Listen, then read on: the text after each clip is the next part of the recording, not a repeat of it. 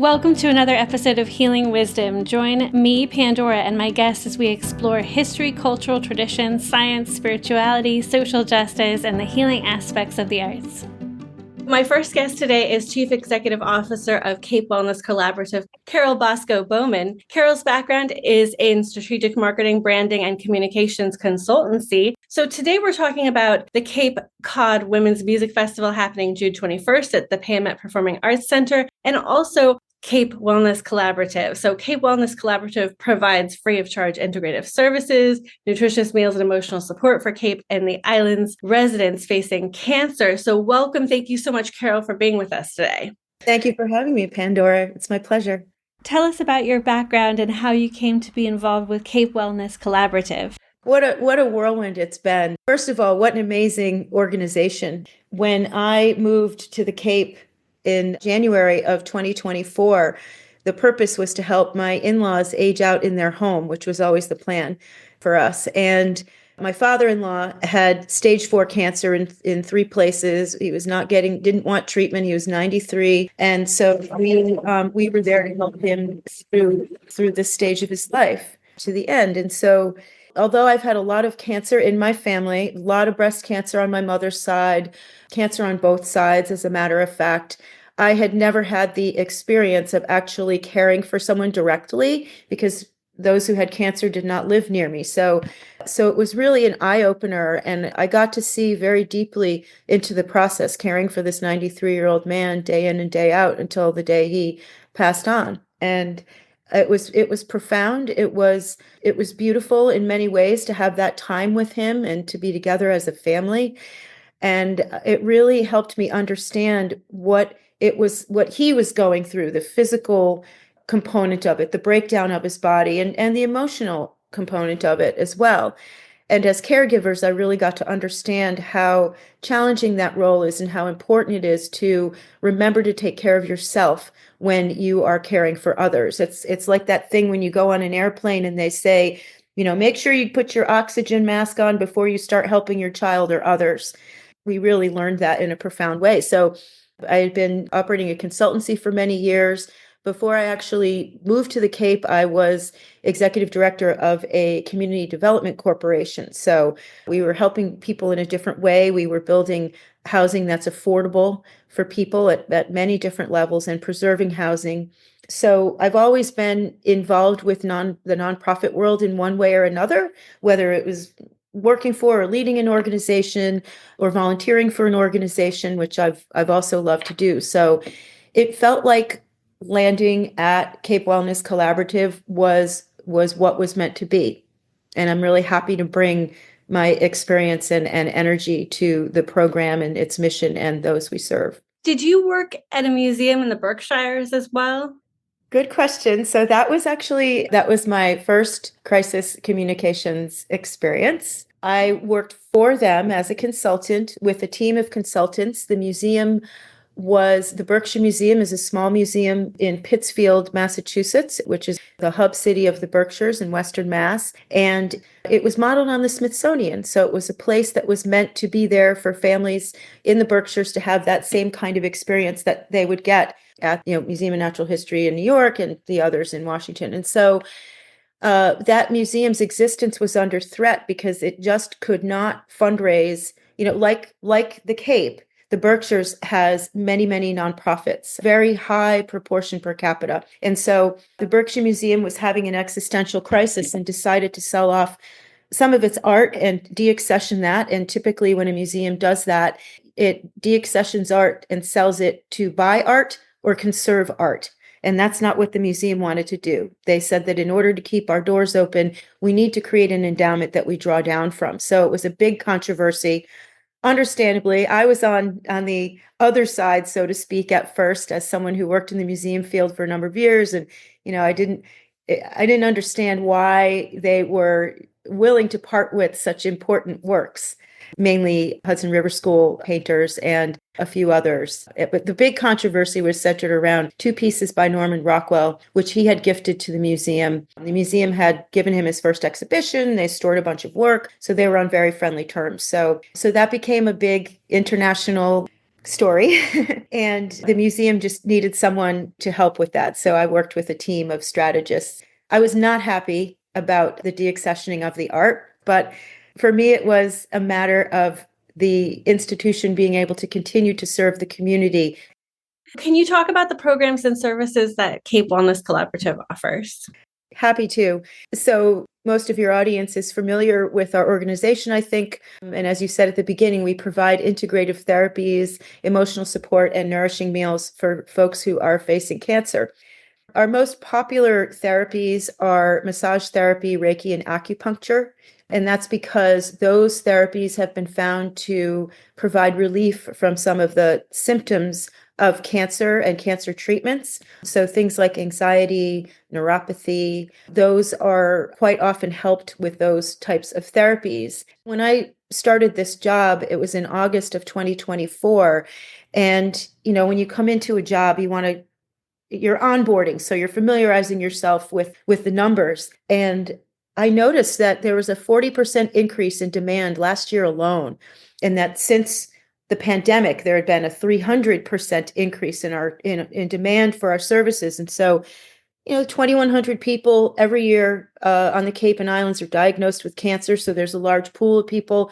There's better and earlier detection. Cancer journeys are getting longer.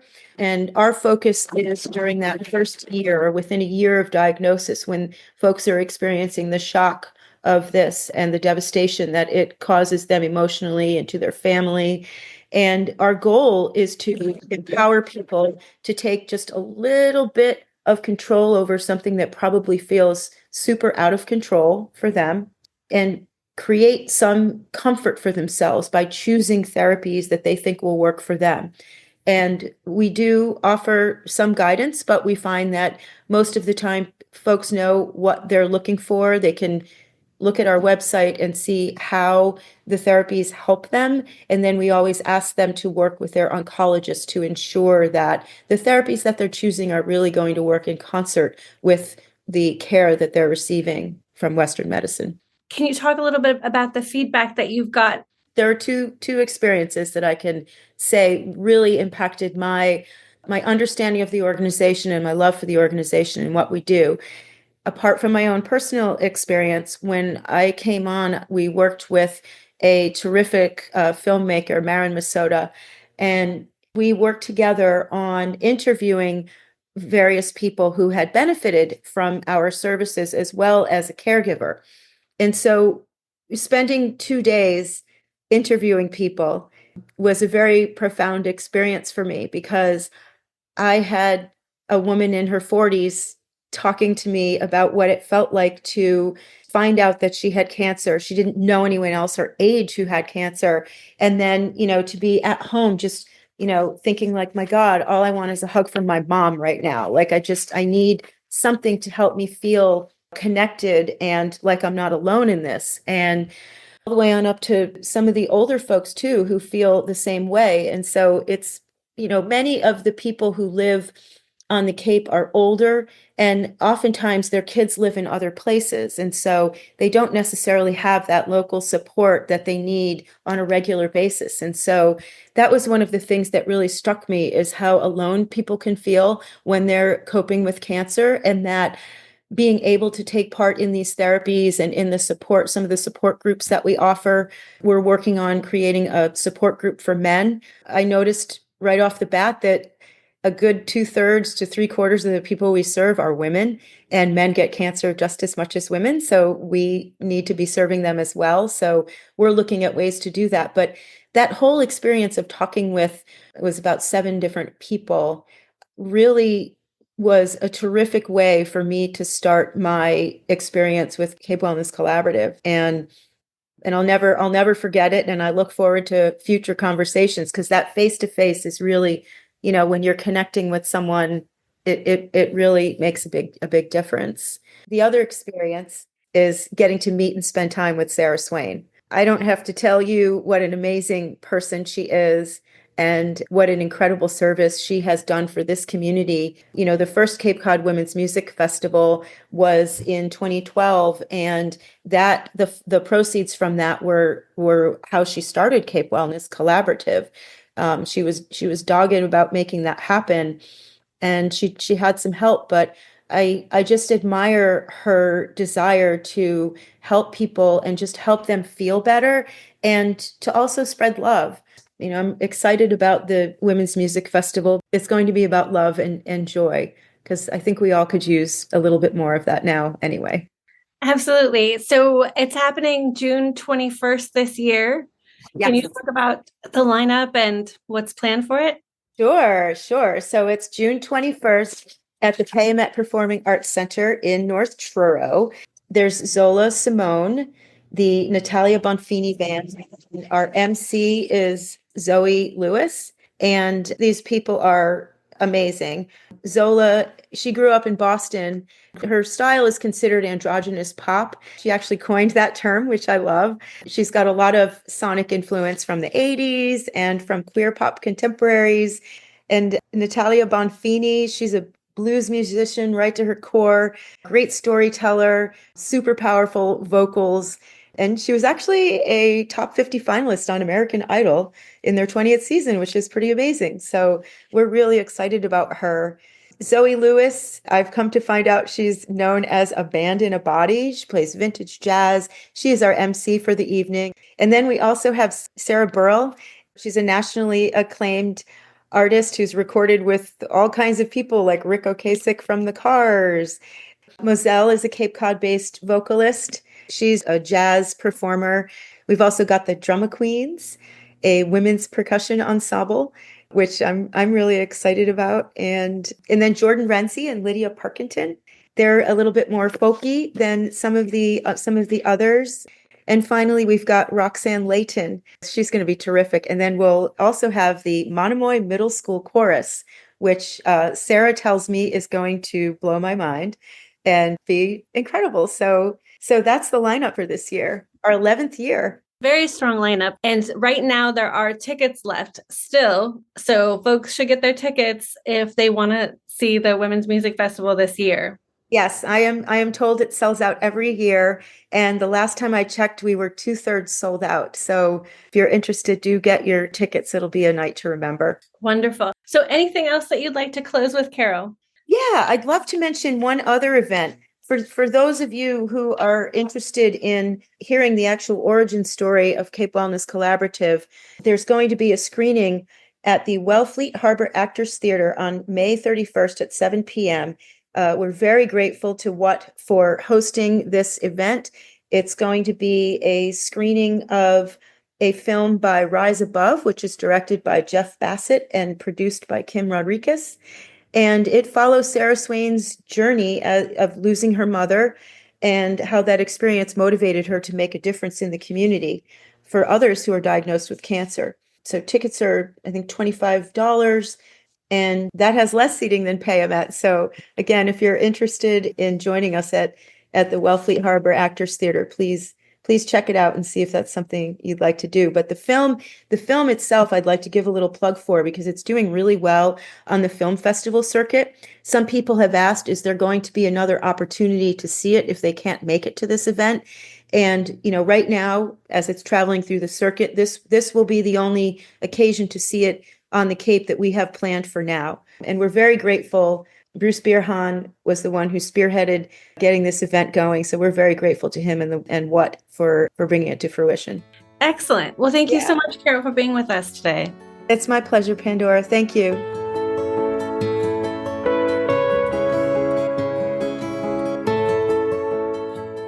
My second guest today is Reverend Jamie Faile, who served for 35 years as a Presbyterian pastor before retiring at the end of 2023 and moving to Cape Cod. As a transgender woman, Jamie is active in Pilgrim Congregational Church, is a member of PFLAG Cape Cod, and an outreach volunteer with the Center for Coastal Studies.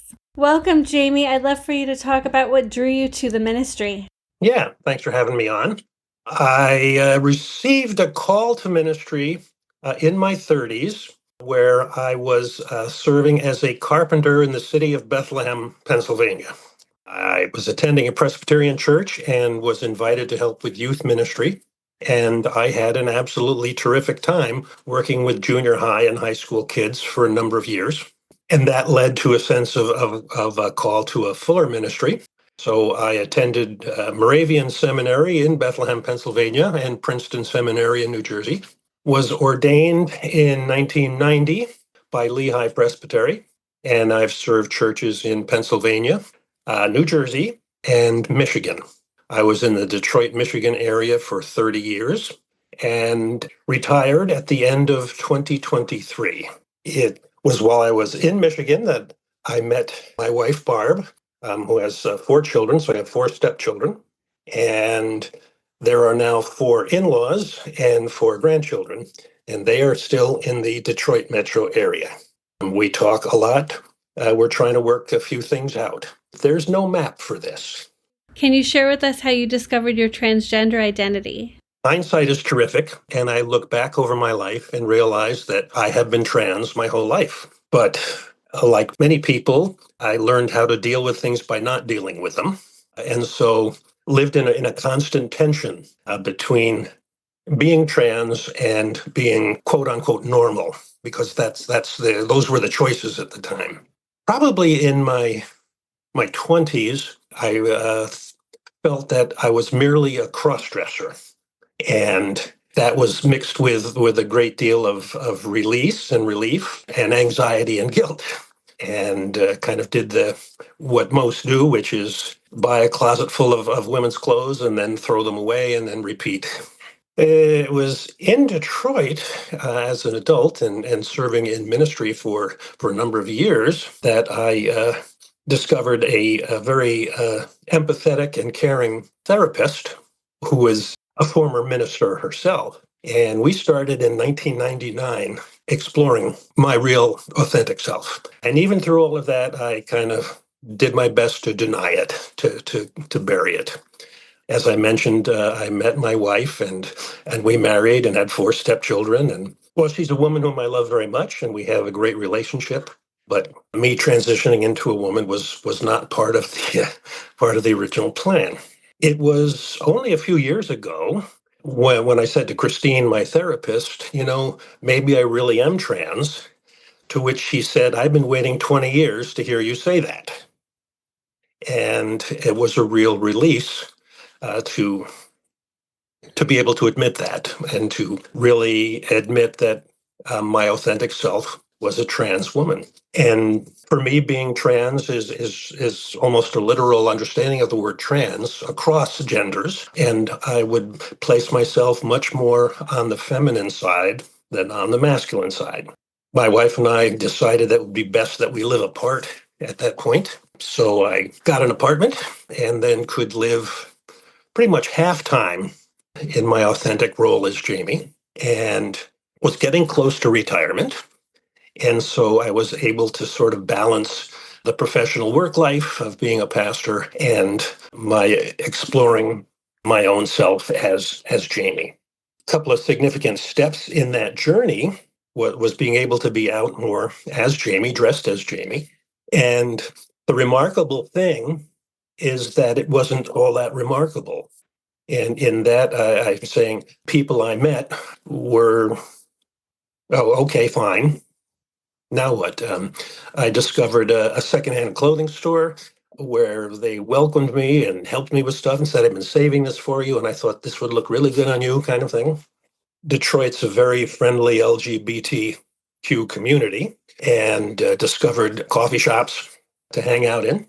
And a particular bookstore opened up in one of the suburbs of Detroit, and went in there and asked them where their banned book section was. And so we started getting along perfectly well from there. And they were sponsoring Drag Queen Story Hour. And there was a great protest planned. And about a dozen protesters showed up, and about 400 supporters of independent bookstores showed up. And I was one of them, and just had a great time standing up for, I don't know, justice, honesty, whatever you want to call it. In that same time period, I discovered the Keystone Conference as well as First Event. There are others across the country. Those are basically conferences around transgender issues. And Keystone is in Harrisburg, Pennsylvania, which is the heart of Red Country. And I was driving there on the Pennsylvania Turnpike thinking if my car breaks down, I'm screwed.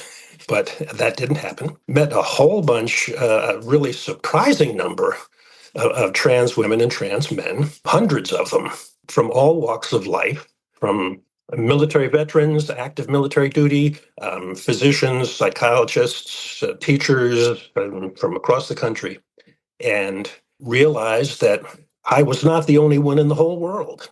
And that was a real affirmation and encouragement for me to continue my journey. In that same period, I found a trans health provider and began hormone replacement therapy, estradiol and progesterone. And I've had no ill effects from that, and actually I don't think I've ever felt as good in my whole life as I have these past few years, mainly because I'm now living as my authentic self. Does it feel like your body and your mind are more in sync with the hormones? Yes, my body and my brain are very much in sync, not just with the hormones, but the whole idea of being trans. So yeah. What do you think your biggest resistance was to transitioning? Because as you said, you had a long history of cross-dressing and you had a supportive therapist for 20 years. So I'm curious what your thoughts are on your own resistance. First of all, it would not have been a good career move. Okay. I'm saying that now from the status of being retired and very out and having a great deal of support of the Presbyterian of Southern New England as well as the denomination. The Presbyterian Church is a congregational call, and I don't think too many congregations would be really ready to call a trans pastor. So that's certainly one part of it. Another part of it is I truly resisted moving into a trans kind of mindset because I was married and we had 4 great children, and then they grew up and got their partners and started having children. And I thought, this is what I'm supposed to do. And I just had to give up, really give up an awful lot of myself. And that was very difficult to do, very difficult to keep up. And it kept getting more and more challenging. And honestly, it would have destroyed our relationship had it not come to a head when it did. And of course, it was still very, very damaging. But at least my wife and I still have the ability to be friends, to talk, to plan, to sort of see where all of this goes. As you began to get to know the stories of other transgender women, what started to resonate with you? What sort of stuck out? What gave you like solace and comfort? Well, certainly the number one thing is realizing that I was not the only one in the whole world who was trans, and that it was a really rather large and diverse community. What did I discover? Well, I have made a couple of good friends. And I guess, as I said earlier, what's remarkable is how unremarkable it's been in that I really don't see myself as being, the spokesperson for trans rights. I'm a trans woman. I'm living here on the Cape. Let's say I've got a great relationship at a congregational church where I attend. It was a church that had a sign out front that said, "All are welcome." And I thought, well, let's see if that's really true. And sure enough, I was welcomed. I am welcomed. And I don't know that if I ever actually said publicly that I'm trans. It's kind of obvious. And as I said, I've developed some good friends there and have had the chance to participate in the life of the church as well as preaching any number of times. That's certainly one. I have had a couple of part-time jobs just to, to help the bank account as well as to, get out of the house. And one of them was a photography studio in Brewster, and they were quite welcoming to me. And then most recently, I started working for a company that does window treatments, not to deal with any stereotypes or anything, but they sell window treatments. And I called in response to an ad and said, I'm interested in the position, but I want you to know right up front that I'm trans. And the response I got was, well, can you come in for an interview on Tuesday? And they have been absolutely wonderful and welcoming there. And again, in an unremarkable way, it's just. If you could give any advice to your former self, like maybe as a teen or in your 20s or 30s, what advice would you give yourself? Yeah. Follow your heart. Don't be afraid. Don't work so hard at trying to fit in. Be your true self. And that's easy to say now, but back in the 70s and 80s, it would have been a much tougher path to take. What do you think it's important for young people today to know? Sure. A, they're not alone. B, they are loved and valued members of families and society, and that there are people who will love them and care for them no matter what they are. Having said that, suicide is not painless, okay? And the rate of suicide in young transgender men and women in their teens is exceptionally high. And my advice to them would be, you have something to live for, and you can find it. And there are people here who are here for you. I said I didn't want to be a spokesperson for transgender rights, but that doesn't mean I'm not going to stand up for the rights of trans men and women, here on the Cape and in the nation. Reflecting back, are there a couple of moments in your life that stand out? More moments that you felt like you were really repressing your authentic self? Sure. A denial is fair. Yeah.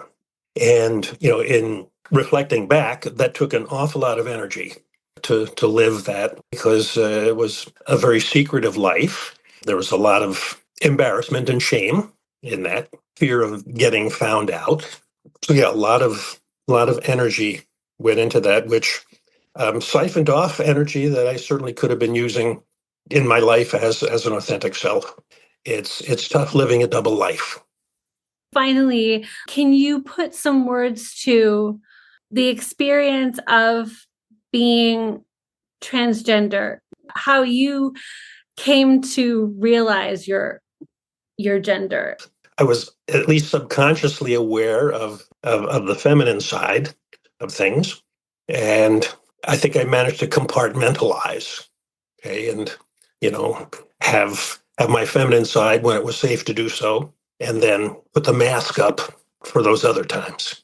Yeah, and again, that's exhausting. Let me take a step back, and certainly a great deal of a pastor's work is that of empathy, of being able to care for, not just, stand up there and beat the pulpit and, browbeat people into giving their offerings. It's a matter of care. And I think there are an awful lot of feminine attributes that go along with being a real pastor.